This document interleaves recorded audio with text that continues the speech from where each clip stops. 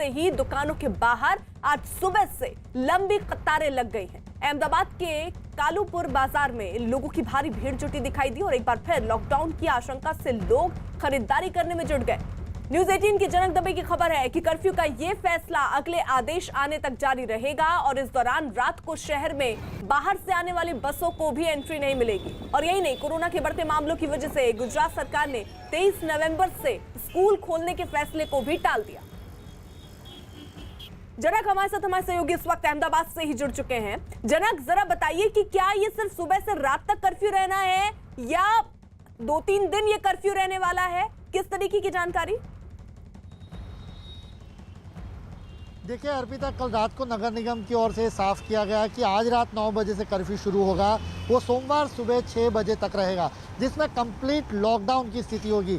लोग घरों से बाहर नहीं निकल पाएंगे, केवल जिन जीवन आवश्यक चीज़ें हैं वही चीज़ों के लिए, चाहे दूध हो सुबह, उसके लिए आप निकल सकते हैं। उसके अलावा किसी भी तरीके की छूट नहीं दी जाएगी। ऐसे में कंप्लीट लॉकडाउन रहेगा तकरीबन 60 घंटों के लिए। और सोमवार शाम को 9 बजे से सुबह 6 बजे मंगलवार तक का जो रहेगा वो रोज़ाना तौर पे रहेगा। जो रात का कर्फ्यू होता है रात को 9 से 6 बजे तक, जब तक कोरोना संक्रमण काबू में नहीं आता। तो ये दो चीज़ें स्पष्ट नगर निगम की ओर से की गई, चूँकि आंकड़े लगातार बढ़ते जा रहे हैं। लेकिन फिलहाल मैं अभी उस्मानपुरा इलाके में हूँ। आप देख सकते हैं कि जॉइंट एनफोर्समेंट टीम है ये नगर निगम की ओर से, जिसमें सड़क पर इन्होंने चेकिंग बढ़ाई है।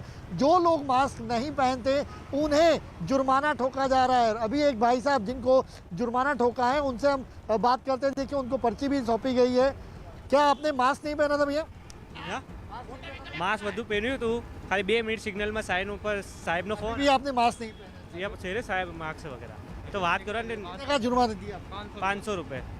ये यहाँ पे देखिए जो भी लोग पकड़े जाते हैं उनको 500 रुपये का जुर्माना हो रहा है। देखिए आगे एक पुलिस कांस्टेबल खड़े होते हैं, वो नज़र रखे होते हैं। बाकी एनफोर्समेंट टीम के जो अधिकारी होते हैं वो उनके पीछे खड़े रहते हैं। जो भी शख्स यहाँ पे गुजरता है उसने अगर मास्क सही नहीं पहना है तब भी उनको जुर्माना ठोका जाएगा। उसके अलावा अगर कार में आप अकेले हैं तो राज्य सरकार ने ये साफ कर दिया है कि कार में अकेले होने पर जुर्माना नहीं होता, लेकिन आप 2 व्हीलर पर हैं या उसी तरीके से बाहर निकले और मास्क नहीं पहना तो फिर जुर्माना भरने के लिए तैयार रहिए। देखिए यहाँ पे टीम तैयार हो जाती है और जैसे भी नज़र होती है टीम की, फ़ौरन उस व्यक्ति को पकड़ा जाता है और उसके बाद उसको जुर्माना ठोका जाता है। और साथ ही में अब चूंकि आज जो फैसला लिया गया है, जो भी मास्क सही तरीके से नहीं पहनेगा उसका रैपिड टेस्ट यहीं पे होगा और उसके बाद अगर वो पॉजिटिव पाया जाता है तो सीधा अस्पताल में भर्ती किया जाएगा। ये भी आज नगर निगम ने एक बड़ा फैसला लिया है। अर्पिता, ठीक है जनक, आप रहिए हमारे साथ। उधर दिल्ली में कोरोना के बेकाबू हालात को देखते हुए तमाम एहतियाती कदम उठाए जा रहे हैं। दिल्ली के कई इलाकों में पुलिस चालान काटते दिख रही है। बीते अगर 24 घंटे की बात करें तो कोरोना पॉजिटिव मरीजों की जो संख्या है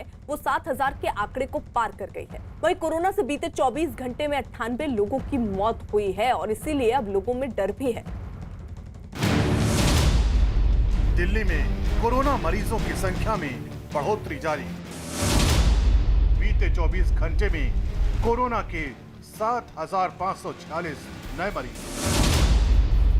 दिल्ली में कोरोना से मौत का आंकड़ा 8,000 के पार।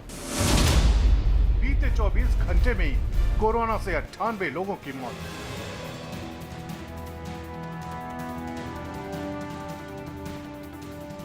कोरोना की तीसरी लहर से देश की राजधानी दिल्ली हलकान है। हालात बेकाबू हुए तो सरकार से लेकर पुलिस प्रशासन तक पूरा अमला सक्रिय हो गया। कानून व्यवस्था का पालन कराने वाली पुलिस मास्क नहीं पहनने वालों के चालान काटने सड़कों पर उतर गई। पैदल चलने वालों से लेकर गाड़ी में चलने वालों के चालान धड़ाधड़ कटने लगे। पिछले 2-3 सप्ताह में जिस तरीके से कोरोना के मामले लगातार बढ़ रहे हैं उसके बाद दिल्ली पुलिस सख्त हो गई है और दिल्ली के जितने भी इलाके हैं वहां पर मास्क ना लगाने वाले या सोशल डिस्टेंसिंग ना पालन करने वालों के खिलाफ सघन चेकिंग की जा रही है। कोरोना के बढ़ते मामलों के बावजूद बस में सीट के मुताबिक लोगों की आवाजाही की छूट देने वाली सरकार, मेट्रो चलाने की इजाजत देने वाली सरकार, बाजारों को खोलने की छूट देने वाली सरकार अगर इस तरह हरकत में आई तो इसकी बड़ी